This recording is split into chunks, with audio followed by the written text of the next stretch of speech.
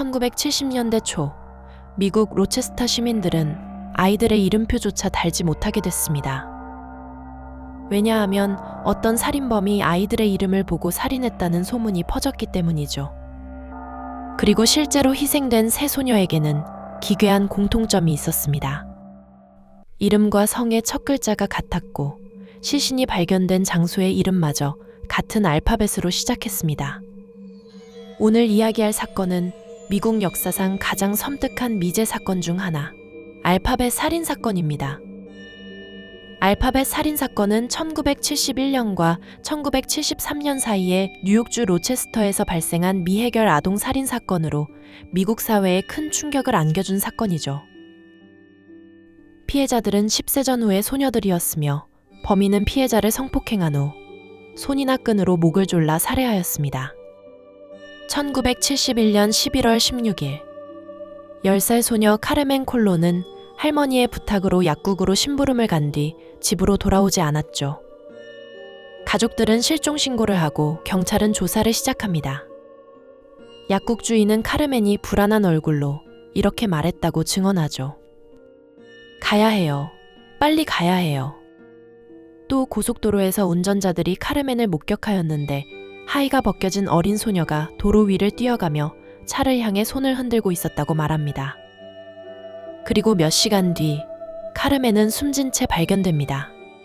시신이 발견된 장소는 철쭉빌 근처였죠. 두 번째 피해자는 완다 워코비츠. 1973년 4월 2일 엄마 부탁으로 식료품점에 다녀오던 길이었습니다.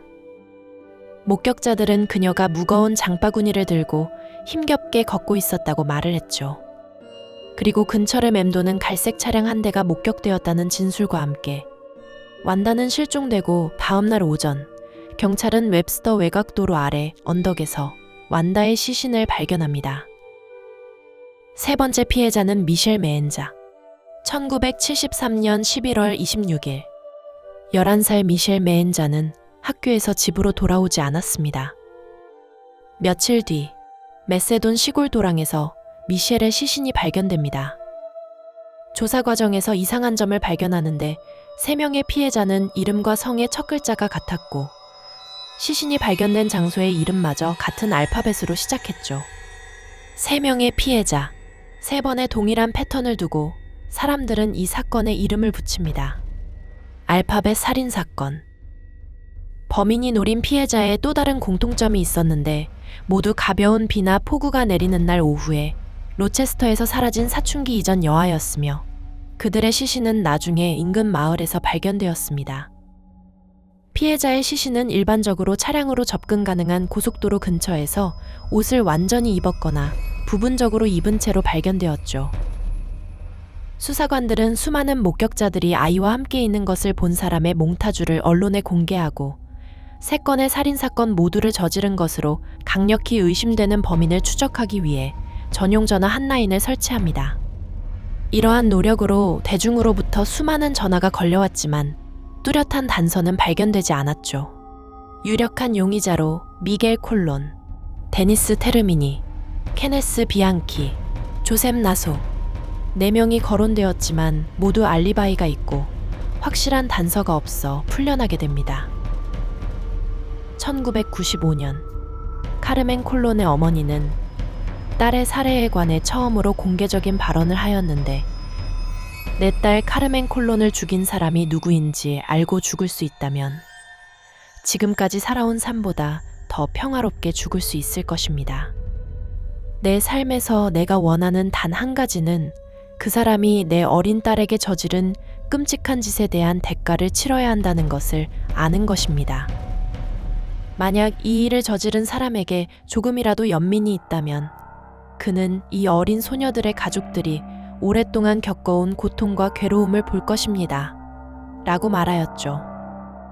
데모크렛 앤 크로니클 신문은 2009년 알파벳 살인 사건에 대한 경찰 수사에 초점을 맞춘 일련의 기사를 게재하여 사건 종결을 위해 대중의 정보 제공을 촉구했습니다.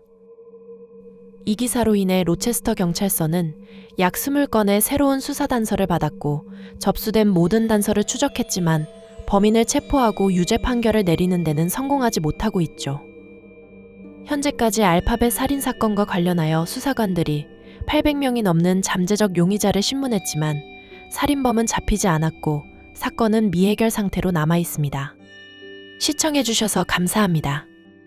2004년 9월 9일 아이치현 내모자를 살해하고 집을 방화하는 사건이 발생합니다.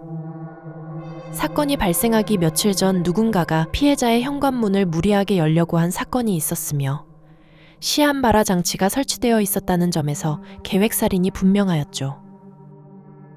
사건 당일 남편 카토 히로토는 회사에서 새벽이 넘는 시간까지 잔업을 하고 있었으며 밤 11시경 자택에 전화를 했을 땐 아무 이상이 없었습니다. 새벽 4시 5분경 자택에 화재가 일어났다는 것을 집 근처에 살던 형에게 듣게 된 카토는 동료에게 집이 불타고 있으니 돌아가겠다는 말을 남기고 컴퓨터를 켜놓은 채 집으로 달려갔으나 자택은 대부분 전소되고 가족들은 시체로 발견되고 말죠. 피해자는 아내 카토 토시오, 장남 유키, 장녀 리나, 막내 쇼고까지 4명이었습니다. 1층 거실에서 막내 쇼고, 2층 침실에서 아내 토시오와 리나, 유키가 불에 탄 시체로 발견되었으며 흉기에 찔린 자국들도 발견되었죠. 아내와 딸은 얼굴 부위에 수십 곳을 찔린 상처가 있었으며 유키와 쇼고는 둔기에 맞아 함몰된 흔적이 특징이었습니다. 막내를 제외한 3명은 이불로 감싸져 있었으며 폐에 그을음이 있는 것으로 보아 불이 날 때까지 살아있었다고 추측했죠. 사건을 조사하던 중 이웃집 주민이 새벽 4시경 여성의 비명소리를 들었고 25분 뒤 119로 화재 신고가 접수되었다고 말했는데 당시 피해자 집에서 키우던 개가 자주 짖는 습성이 있었는데 개가 짖는 소리는 듣지 못했다고 발언합니다. 개는 목줄이 풀린 상태에서 차 밑에 숨어 생존해 있었는데 겁에 질려서 짖지 않았는지 평소 자주 보던 사람이라 그랬는지 알 수 없었죠. 1층 창문은 모두 잠겨 있었고 2층 창문에도 의심 가는 정황이 없었기 때문에 어떻게 침입했는지 알 수 없었다고 합니다.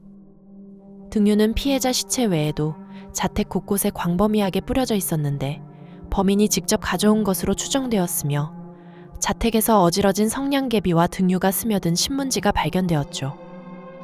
귀중품이나 카드, 예금 통장에 손을 대지 않았으며 현장에서 불에 탄 현금이 발견된 것으로 보아 돈을 노린 강도는 아닌 것으로 추정하였으며 등유나 성냥개비 값을 미리 준비한 것으로 보아 사전에 미리 준비한 계획살인이 분명했습니다. 여기서 계획살인이라는 추가 정황이 발견되는데 실내에 시한바라 장치가 설치되어 있었다는 점이었죠.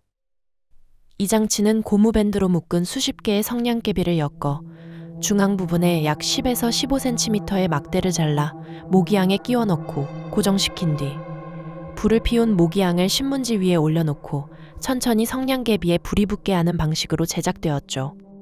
모기향이 불타는 시간으로 계산하면 화재는 사건 발생 1시간 전부터 시작된 것으로 추정하였습니다.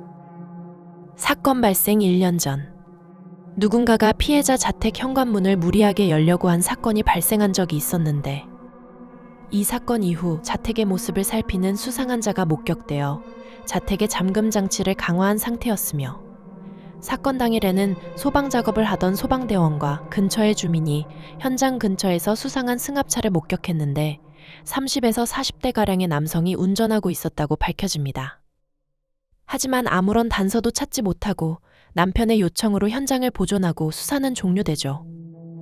6개월 후 피해자의 남편 카토 히로토가 이전에 근무하던 회사에서 약 520만 엔을 컴퓨터 구입비라는 명목으로 횡령하고 같은 해 5월 다른 근무처에서 또다시 약 5,500만 엔을 부당 취득한 혐의로 징역 3년을 받게 됩니다.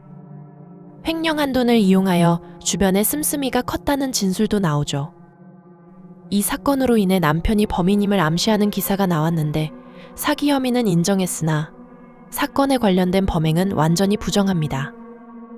하지만 회사에 있었다는 명백한 알리바이가 있어 받아들여지지 않죠. 아직까지 범인의 단서조차 찾지 못한 채 미제 사건으로 남아있으며 사람들은 내모자를 추모하고 있는 중입니다. 1987년 7월 오스트리아를 여행하던 한국인 학생이 영문도 모른 채 사라집니다. 당시 이재환 군은 국제음악회를 보기 위해 오스트리아 빈으로 향한다고 했기에 거기에서 무슨 일이 일어났다고 추측하죠. 하지만 그 당시 오스트리아가 입국 비자 면제 지역이라 입국 사실을 확인하기는 어려웠고 행적 파악이 어려웠습니다.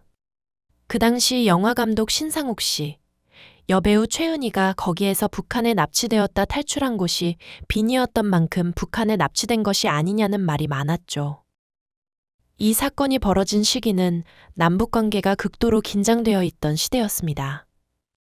한국전쟁 이후 한반도는 군사적으로 대치 상태였고 북한은 무장공비 침투, 간첩 파견, 민간인 납치 등 다양한 방식으로 남한 사회를 흔들려 했죠. 특히 1960년대 후반부터 1970년대까지는 동해와 서해를 통해 어민, 학생, 일반 시민들이 납북되는 일이 적지 않았습니다. 북한은 이들을 선전도구로 활용하거나 체제교육, 정보 수집 혹은 대남 공작 인력으로 이용하려 했다는 증언들이 이어졌죠. 이재환은 서울대 영문과를 다니다 1983년 미국으로 건너가 미국 MIT 경영대학원 박사과정을 밟던 우수한 학생이었는데 행방을 알 수 없게 되자 가족들은 영문도 모른 채 기다려야만 했습니다. 그러던 한 달 후, 북한 중앙방송에서 이재환 군 소식을 전달하는데 제3국을 통해 자발적으로 입국했다고 설명하죠. 남한을 거부하고 북한으로 오기 위해 오스트리아를 방문했다고 말합니다. 이후 북한은 평양에서 이재환이 기자회견을 통해 남한의 부정부패와 사회모순을 비판하고 자신이 북한을 선택했다고 말한 것으로 알려져 국내에서는 강압적 연출 조작이라는 비판이 많았습니다. 가족들과 지인들은 말도 안 되는 소리라며 항의하였고 한국 정부는 이재환이 유럽 여행 중 행방불명된 뒤 북한에 의해 납치된 것으로 보고 강제 납북 사건으로 분류하고 즉각 송환을 촉구하는 메시지를 북한에 보내죠. 이재환의 아버지인 이영욱 변호사는 아들이 군복무 후 귀국해 가족과 함께 살겠다라는 편지를 보낸 뒤 납치된 점 등을 들어 자발적 입국이 아니라 납치라는 점을 강조했습니다. 하지만 북한 측에서는 강력히 반발하죠. 이후 이재환 군은 1988년경에 북한에서 결혼했고 외국 기업 및 경제 분야를 연구하는 인물이라는 소문이 있었지만 이후 소식이 끊겨버립니다.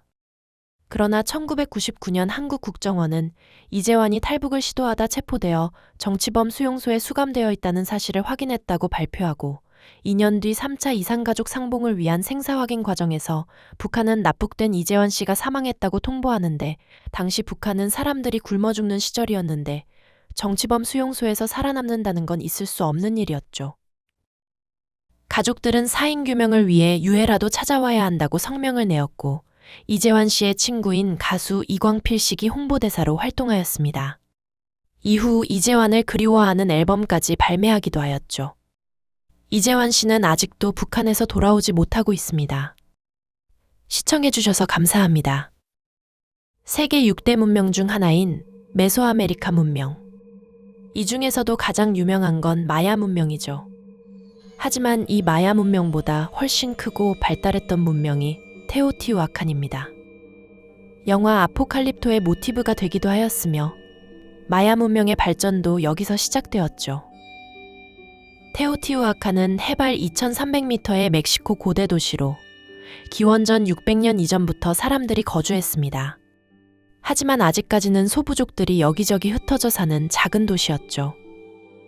그랬던 테오티우아칸이 거대한 대도시로 발돋움하는 계기가 생기는데 바로 최초 중심지였던 쿠이쿠일코가 멸망하면서 시작됩니다. 쿠이쿠일코는 화산지대 주변에서 생활하였는데 그 이유가 높은 해발의 추위를 이겨내고 화산재가 만든 비옥한 땅을 얻을 수 있었기 때문이죠. 이런 자원을 바탕으로 주변 부족보다 빠르게 발달하였으며 지식 수준 또한 높았습니다. 하지만 기원전 200년 이후 대규모 화산 폭발이 일어나 도시가 위협받고 쿠이쿠일코 사람들은 새로운 터전을 찾아가게 되죠. 바로 이 새로운 터전이 테오티우아칸이었습니다. 그 당시 테오티우아칸에는 소규모 부족들이 흩어져 있었고 이 부족들을 통합하고 새로운 질서를 만드는데 핵심적인 역할을 하게 되죠. 쿠이쿠일코 문화를 기반으로 다민족, 다문화를 흡수하며 거대한 건축물과 발달된 농업 기술을 가지고 있었습니다. 식량 생산 증대가 인구 증가로 이어지고 왕정이 아닌 귀족정이나 유력 가문들이 다스리는 집단 지도 체제로 성장하죠. 이후 테오티후아칸은 기원전 450년경 20만 명의 인구를 거느린 대도시로 성장합니다. 이 규모는 마야 문명과 아즈텍 제국의 전성기 시절보다 훨씬 규모가 큰 것으로 당시에는 상상도 하기 힘든 수준이었죠. 이후 테오티후아칸은 6세기에 접어들면서 쇠퇴를 하는데 판고화산이 폭발하고 화산재가 하늘을 뒤덮어 흉작이 이어지고 내부 반란이 일어나면서 8세기에 멸망합니다. 하지만 그 거대한 도시의 모습은 감출 수 없었는데 당시 아즈텍 제국은 폐허가 된 테오티후아칸을 보고 신들의 도시라고 부르며 압도되고 말았다고 하죠. 테오티후아칸은 특히 건축물과 문화가 주목받았는데 대표적인 건축물은 4가지가 있죠. 첫 번째로 태양의 피라미드. 테오티후아칸에서 가장 거대한 건물이며 메소아메리카 문명 중에서도 가장 거대한 규모의 피라미드들 중 하나입니다.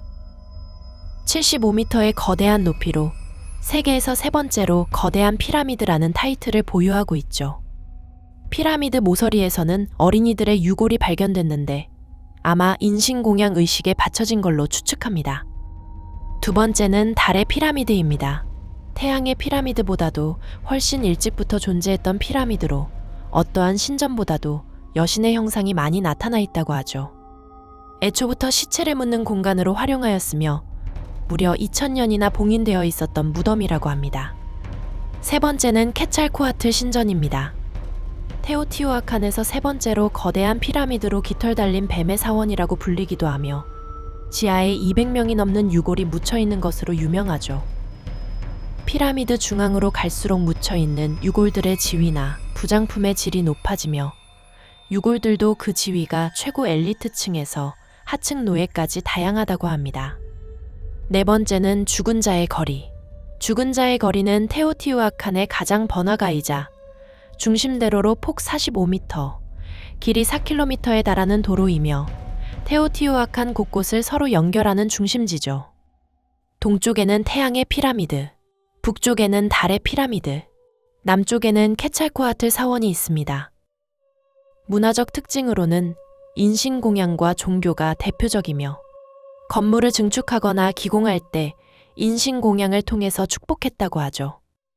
인신공양 제물들은 전쟁에서 사로잡힌 전사포로들로 목이 잘리거나 심장을 산채로 드러내거나 머리를 둔기로 맞아 죽거나 산채로 땅에 묻혔는데 영화 아포칼립토에서 등장하는 장면과 매우 흡사합니다. 아즈텍 문명에서는 해골로 벽을 만드는 풍습이 있었는데 이 또한 인신공양 문화 중 하나이죠. 종교적으로는 여신을 숭배하였는데 새머리 장식과 거대한 송곳니와 가면을 쓰고 있는 점이 특징입니다. 테오티후아칸은 현재 관광지로 많은 사람들이 찾는 곳이며 소정의 입장료와 일출을 보며 열기구를 타는 것이 인기라고 하죠. 또 유적지 동굴을 식당으로 통째로 개조한 라그루타라는 식당도 있으며 항상 사람들도 붐비는 명소 중 하나입니다. 멕시코 여행을 계획 중이시라면 방문해 보시는 건 어떨까요?